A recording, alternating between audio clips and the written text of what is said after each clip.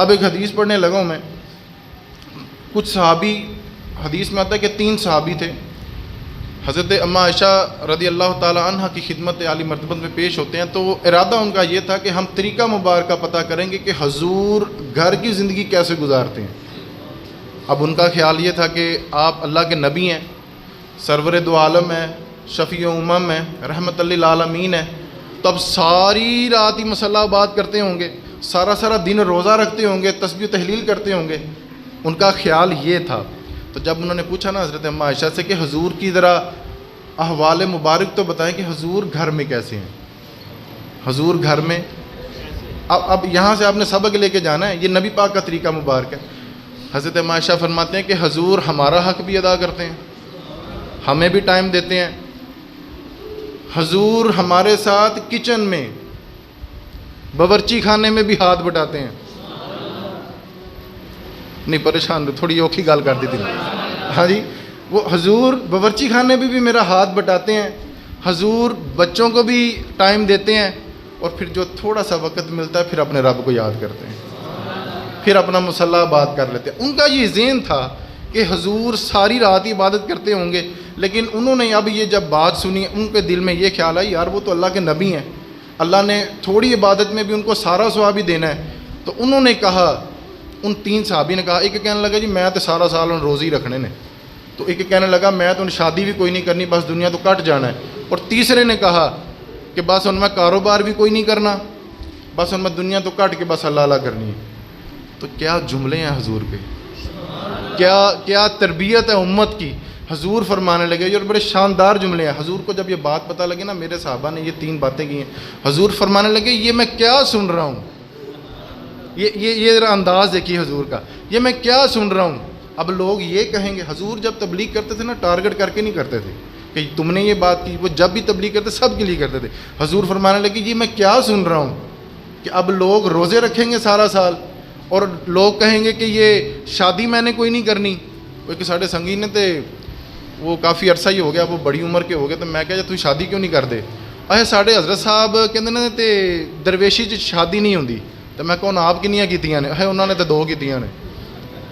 میں کہا یہ حضرت صاحب نے 2 کیتا، میں تینوں کا گلو ڈکیا نے.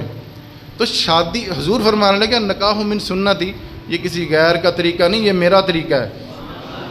تو دنیا سے کٹ کے یہ خیال بنا لینا نہیں بس میں دنیا داری کٹھی کرنی، بچے پالنے نے، اپنی بہنوں کا کرنا ہے، پہلے بھائیوں کا کرنا ہے، پھر میں شادی کراں گا، تو یہ سوچ درست نہیں، یہ حضور کی سوچ نہیں ہے. حضور فرمانے لگے یہ میں کیا سن رہا ہوں. اب لوگ کہیں گے کہ میں سارا سال روزے رکھوں گا، شادی نہیں کروں گا اور دنیا سے کٹ جاؤں گا. اب اس کے بعد حضور نے تبلیغ فرمائی، ہماری اصلاح فرمائی. حضور فرمانے لگے میں روزے بھی رکھتا ہوں اور نفلی روزے چھوڑ بھی دیتا ہوں، روزے رکھتا بھی ہوں، روزے یہ نفلی روزوں کی بات ہو رہی ہے، جو چھوڑے جا رہے ہیں وہ نفلی روزے ہیں. اور حضور فرمانے لگے تم سب سے زیادہ اللہ کو میں جانتا ہوں، تم سب سے زیادہ اللہ کو میں جانتا ہوں، اور تم سب سے زیادہ اللہ سے ڈرنے والا بھی میں ہی ہوں. میں روزے رکھتا بھی ہوں اور نفلی روزے چھوڑتا بھی ہوں.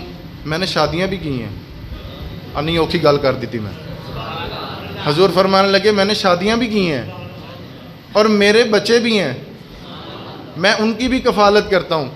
حضور اس کے بعد تھوڑا سا نا جلال فرمانے لگے. یہ جب کسی کو اصلاح کرنی ہوتی ہے نا اس میں تھوڑا سا جلال کا پہلو بھی ہونا. حضور فرمانے لگے جس نے میری سنت سے منہ موڑا اس کا میرے سے کوئی تعلق نہیں. لو جی ہن کرو چلا کشی، لو جی چھڈو ہن گھر نوں تے جاؤ جتھے تسی چلا کٹنا ہے.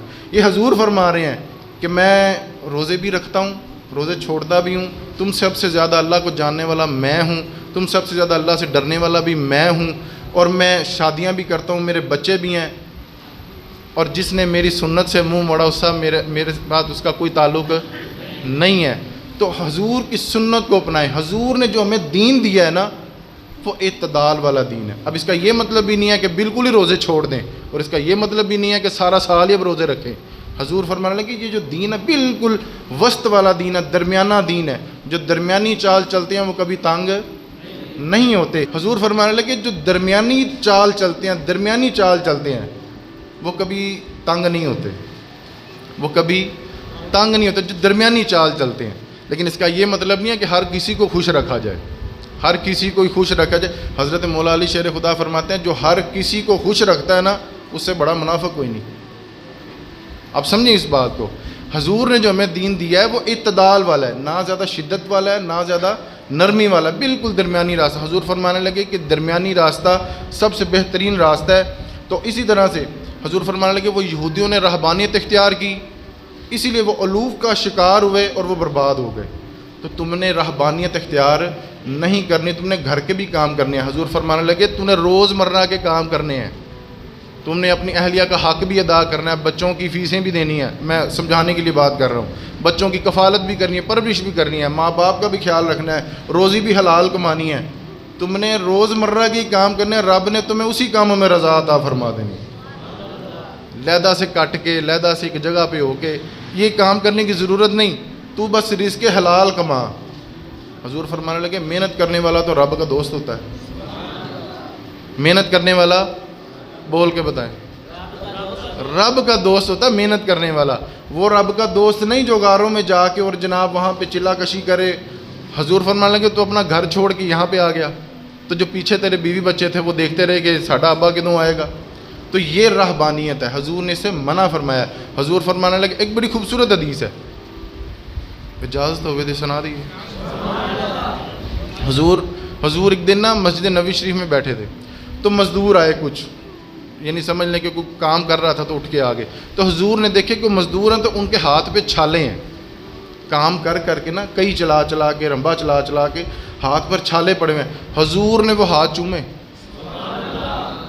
اسی پیراں دے ہاتھ چومنے ہیں نا جی, پیراں دے ہاتھ کیا کولے نرم, کدی کام بھی کرن گے تو پھر ہی کچھ چھالے وغیرہ ہوں گے. حضور نے وہ ہاتھ پسند نہیں کیے, حضور نے تو وہ ہاتھ پسند کیے ہیں جو محنت کرتے ہوں. حضور فرمانے لگے محنت کش میں اللہ کا دوست ہے, اللہ کا دوست ہے. حضور نے وہ ہاتھ چومے ہیں جس میں چھالے تھے. تو حضور فرمانے لگے محنت کر, اللہ تجھے اس میں ہی اپنی رضا عطا فرمائے گا. پھر ایک اور مور لگا دی نبی پاک نے. حضور فرمانے لگے سچا تاجر کل بروز قیامت نبیوں کے ساتھ اٹھایا جائے گا.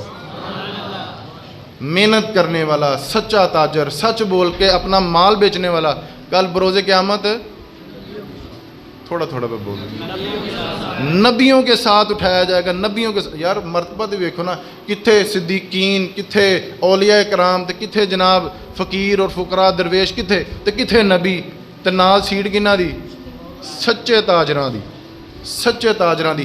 وہ قرب ہے اللہ تعالیٰ کا, کیونکہ رب کریم خود فرماتا ہے کہ جو محنت کشا وہ تو میرا دوست ہے.